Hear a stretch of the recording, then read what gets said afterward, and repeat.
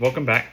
Let's continue reading the Bible with 1 Timothy. We're going to do the introduction first, giving us a breakdown of what 1 Timothy is all about, okay?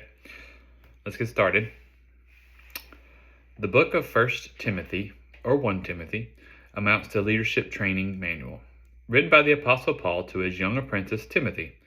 It contains not only good instructions for emerging leaders, but also lists the qualifications of a leader. Paul and Timothy provide the clearest mentoring relationship in Scripture since Elijah and Elisha. Their story begins in Acts 16, 1-3, when Timothy joined Paul in Lystra. Paul invested in him for a long time, taking him on short-term mission trips, letting him preach, leaving him to pastor a young church, and writing instruction letters to him while apart. Paul would do anything for his young protege. Note how Paul developed Timothy as a leader. First, we spot the principle of purposeful pursuits. That's the 3 P's right there, right? Paul proactively identified a young leader he could develop. He had been to Lystra and seen Timothy. His antennas were up. He insisted his team go back to challenge and invest in the young man to join them. Second, we see the principle of proven potential. Paul did his homework on Timothy. He recognized him as a diamond in the rough.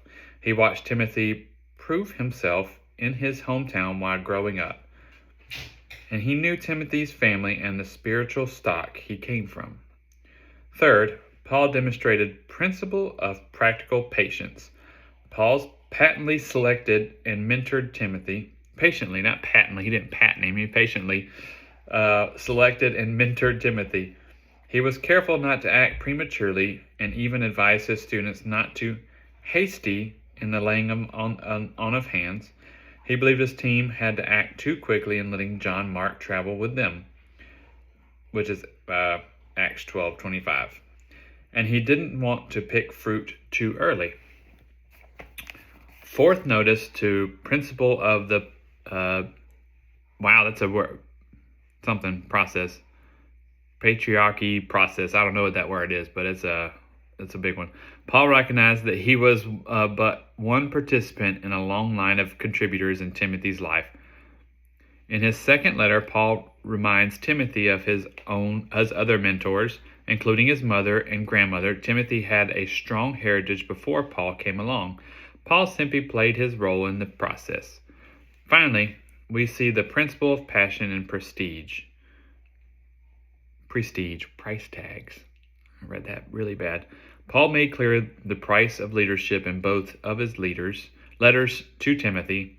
After Paul found Timothy in Lystra, a mob dragged the apostle out in the city. A mob dragged the apostle Paul out of the city, stoned him, and left him for dead. When he recovered, he returned, grabbed Timothy, and finished his works there. This kind of passion of leadership drove Paul to reproduce leaders like Timothy. All right, well, there we go.